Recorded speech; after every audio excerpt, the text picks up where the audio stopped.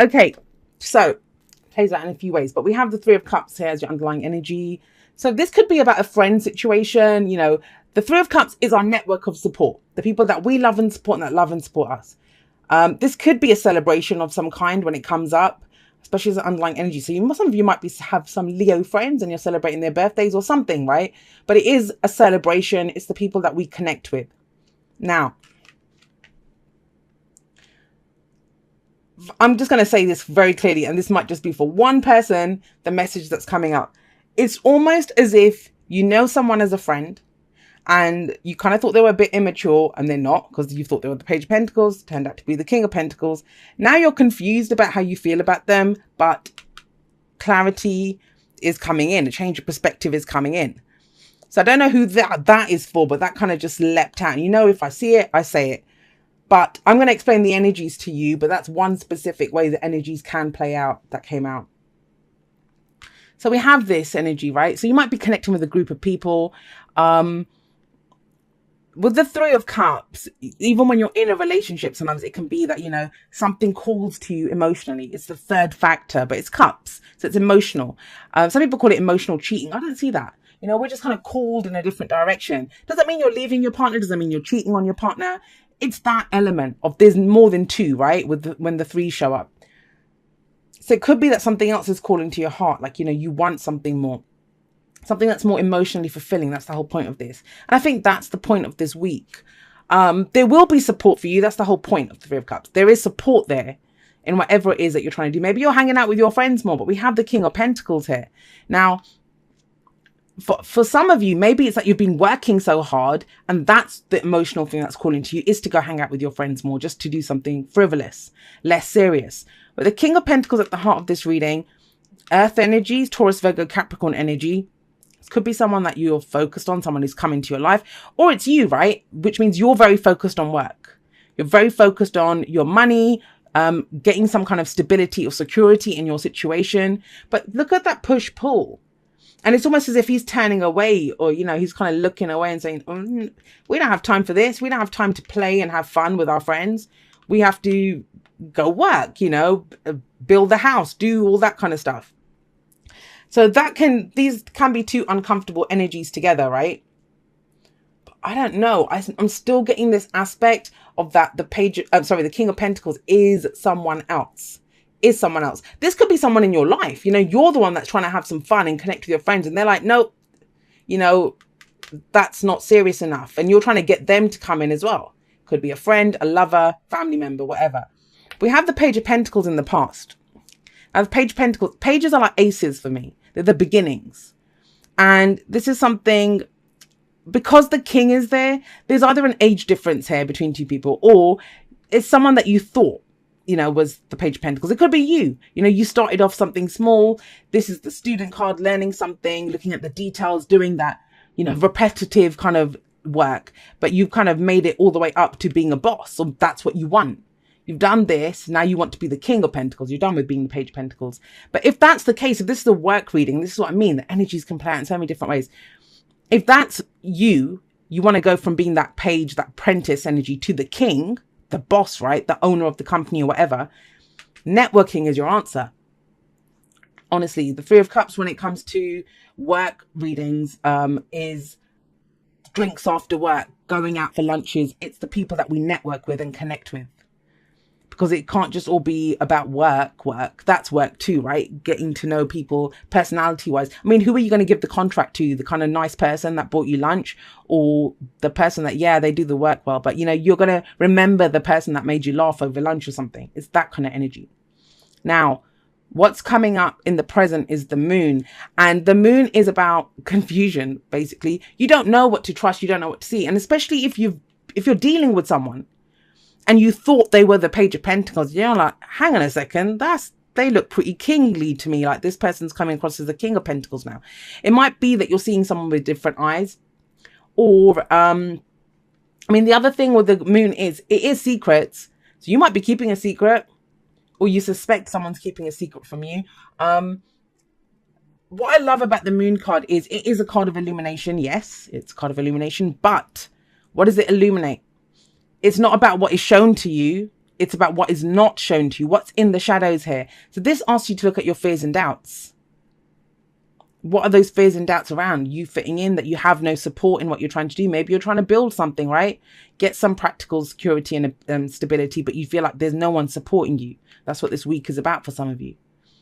And that's why the moon card comes up here to say, you know, who's in your corner? Who's in your corner, Aries? I do feel that with the moon coming up here, it does ask you to trust your intuition. Like, you will know, especially if you are the king. Kings know they've reached mastery of their suit. Whatever it is that you figure out in the present, and the only way you figure it out is if you were looking down a street and, you know, there's shadows, your fears are going to tell you that, you know, there's a wild dog in the shadows, or there's someone waiting to mug me, or, you know, there's a ditch there or something. The only way you'll know is if you walk over to the shadow and have a look at it. So it is about acknowledging and looking at your fears and doubts. And if you can do that, remember, the future never just happens. It's always a progression from this energy. And your fears and doubts are to do with who you fit in with, the group that you're with. Do you have love and support? That's what these fears and doubts are to do with. Once you kind of deal with this, or look at them, acknowledge them at least, as you go forward with the Hanged Man coming up, very spiritual energy, beautiful energy, this talks about a change in your perspective. You see things from a different angle. Some new knowledge comes in for you. This is about surrendering as well. You surrender to whatever the situation is. So if you kind of start off the week feeling uncertain and you're like, is that a page? Is that a king? You know, is it a bird? Is it a plane? No, it's that kind of energy that's coming in, that there is confusion, and it's okay to be confused. But it's going to be to do with the people that you connect with at a heart level, with this card coming up as an underlying energy. And, you know, with the Hanged Man, it can be a sacrifice. So you might give up something. Think about it. He sacrificed whatever life he was leading. He sacrificed his clothes. Bloody hell, look at him in this. To hang upside down from this. This is like those yogis that go off and, you know, or going on a spirit walk or something, of trying to to gain some kind of knowledge about something. It's releasing aspects of the ego as well with the Hanged Man. He's releasing, he's letting go. He shed his clothes. You know, he shed that persona, the facade that he wears, whatever he was hiding. With the moon card, that's all gone. Everything's revealed there. Look at him. He looks very happy and proud of who he is hanging there. But it is a change in your perspective. Now, what's the advice? How do you get to this? We have the 8 of Wands coming up. Communication. So here we go from not saying anything, dealing with our own fears and doubts, trying to understand what a situation is. And I do get the sense that, and it's general, right? So it can go both ways. Somebody, I get the sense, swallows their pride and actually says something. And that opens up communication.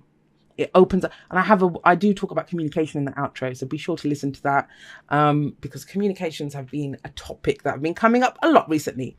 Now, what is this communication with? Because the other thing with the pages, I don't usually see the pages as people. I see them as energies. This can be an offer. So it might be understanding more about, what is this offer? You know, is the person the King of Pentacles who's offering it to you? Because if he offers you something, take it. I love the King of Pentacles. He's solid. He's traditional. He knows. He knows what he does. He's very business savvy. And with the 8 of Wands, they're always information, right? So you can trust what is said to you. It's very clearly stated to you. The Page of Pentacles is also about looking at the details. Maybe you've looked at the details of something and now you're communicating that because you understand it. Because first you looked at the details, kind of got you a little bit worried. You got a new perspective on this, and now, you know, you're ready to share it. Well, actually, that happens before this. So the change of perspective comes in after the communication. You need more information. Whatever the situation is, with the moon coming up in the present, you're not going to be able to figure it out on your own. You have a hunch about it. You have an intuition about it, and you're probably right. You know, if you trust and I always say trust your higher self anyway. But get more information, talk about it, communicate.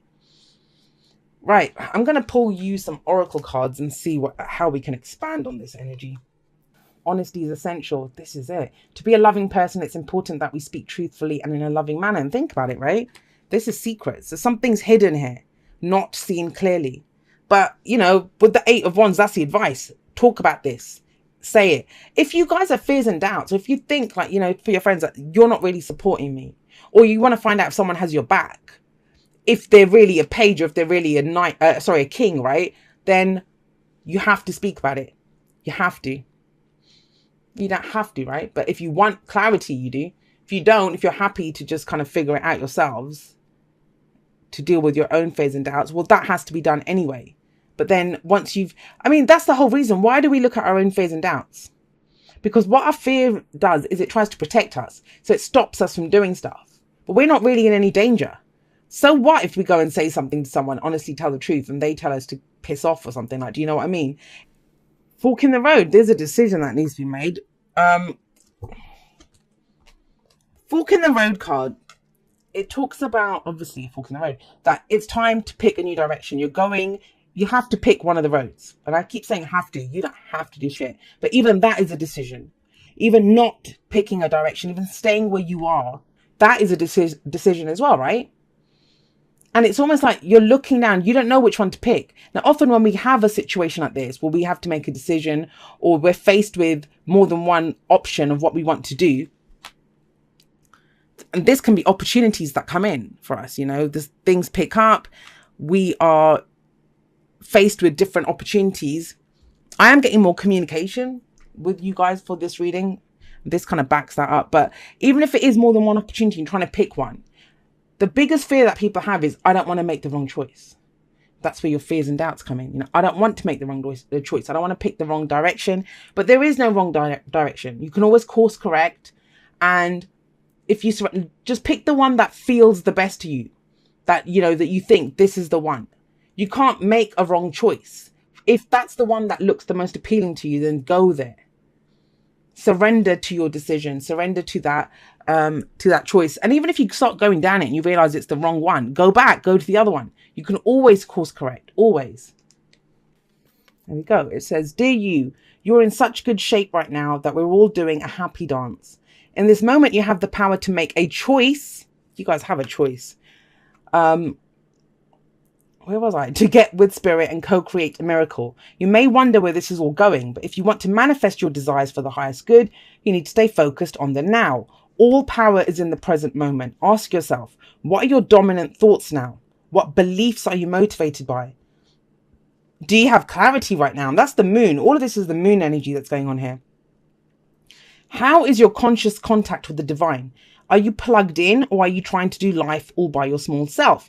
And like I said, this is a very spiritual card.